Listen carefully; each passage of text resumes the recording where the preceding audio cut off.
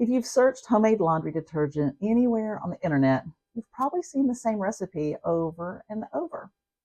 Grated bar soap, borax, washing soda, maybe a few drops of essential oils, baking soda.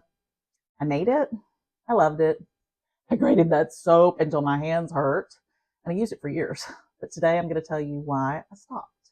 It wasn't because someone on the internet told me to stop, but because I started asking one simple question: what job is each ingredient doing? Because I've decided something. Around here, in my house, every ingredient needs a job. And if it doesn't have a job, it probably doesn't belong in my bucket of detergent. Today, I'll explain why I no longer use grated soap, why I've changed how I use vinegar, and what I learned about the difference between detergent and soap, because there's a big difference. I'll also share the recipe with you that I'm currently using while I continue researching to see maybe there's a better option in the future. Let's just jump in. Can I tell you something before we get started? I am not a chemist. I am just a mom, just a wife who just got tired of following everything I read or saw or watched and started asking questions. I just got tired of the same recipes and wondered, why are we using them? When I started digging, well, I learned quite a bit. Hi, I'm Kara with the Hardly Homestead. If you're looking for perfection, you're probably in the wrong place. If you're looking for curiosity, laughter, a few mistakes along the way, and someone willing to say, why are we doing it this way? Then you're in the right spot. I'd love for you to like and subscribe and come along. Around here, we are very transparent and occasionally followed around by a very opinionated donkey. Just the truth. A few years ago, I thought I had homemade laundry detergent figured out. I found one of those homemade recipes everyone was sharing online. Simple ingredients, cheap, natural. I thought I found the perfect answer. For a while, I thought it worked great. But then over time, I started to notice little things. Some clothes started to look dull. Some developed a gray film. My towels didn't feel quite as fresh, and they weren't absorbing. And I kept finding this gummy residue. I blamed my washing machine. Surely that was it. Now, I know it wasn't my washing machine. It was the bar soap, or soap in general. Soap isn't detergent. And here's what completely surprised me. Soap and detergent are not remotely the same thing. I don't think I had ever thought about it. Soap was made for washboards where there was lots of scrubbing and friction and lots of rinse water. But modern washing machines use far less water and were designed around detergents and not that kind of friction. There's completely different chemistry between soap and detergent. Now, before anyone says, I have soft water and my recipe works just fine, yeah, it might. Hard water absolutely makes soap residue worse, but hard water isn't the whole issue. Even in soft water, soap is still soap. Modern detergents simply behave differently inside of today's washers.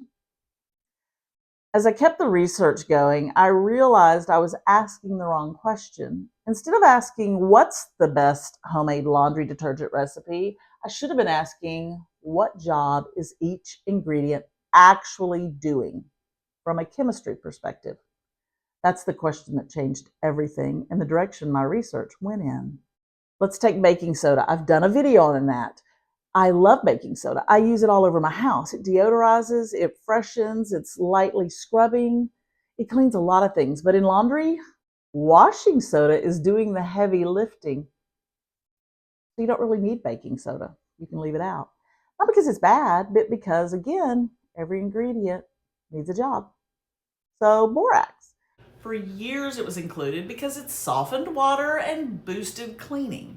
But after researching newer ingredients, I found that sodium citrate does that job beautifully without all the extra additives. So I made the switch. Again, because every ingredient has got to have a job. Then I added sodium percarbonate. Its job? Well, it helps brighten fabrics, it helps remove many stains, and it also helps reduce odors. There, every ingredient has a job. Here's some research that I stumbled across that I'm still working on. It's something that really is making my brain hurt. I discovered something called a surfactant.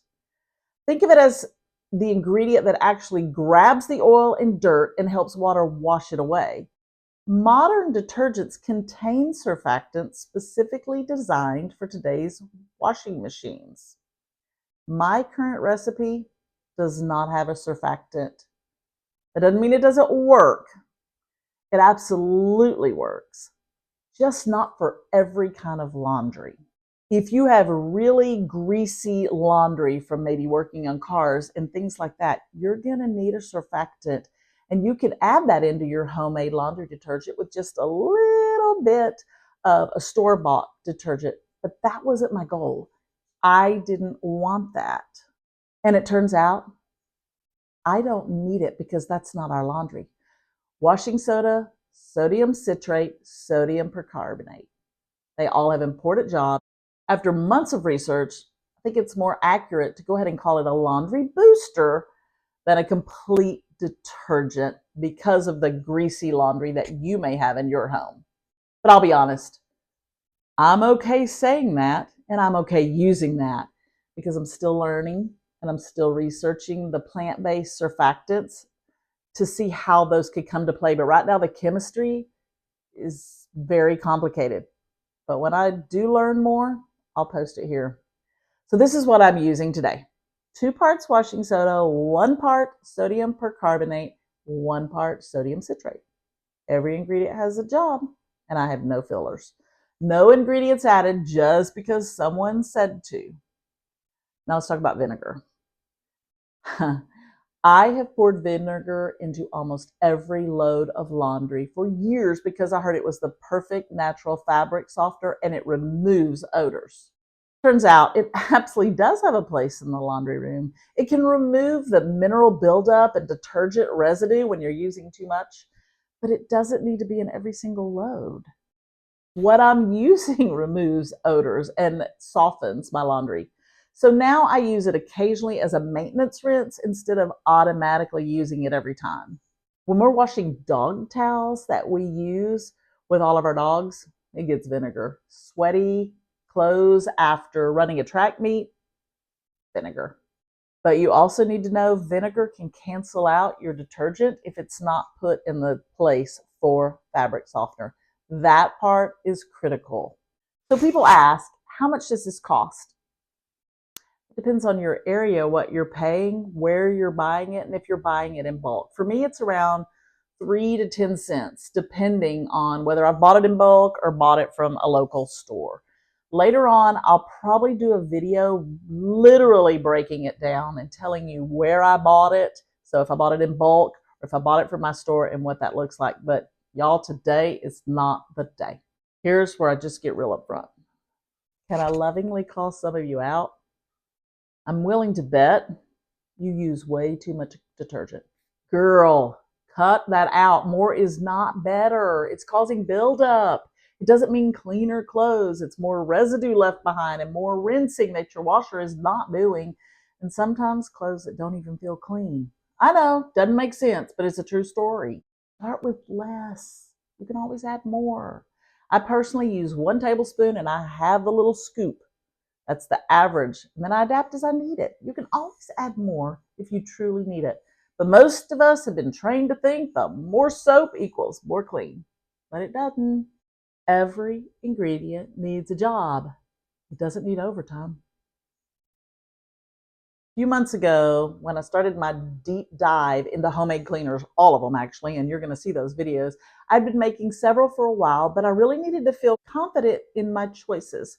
Through this, I decided to understand what every ingredient does. I started asking those questions, and I'm still learning. I may change my mind, and if I do, it'll be here. Because around here, we're not trying to prove we're right. We're just trying to learn. And together, maybe we'll make products that are simpler, healthier, and actually work. Remember, for you, stay curious. Ask why. because that's how we stop believing everything we read or see on the internet and start thinking critically for ourselves. We need this in every aspect of our lives. Now go make some detergent. Your recipe, my recipe, any recipe, or buy you some game. Thanks for joining me, and I'll see you next time.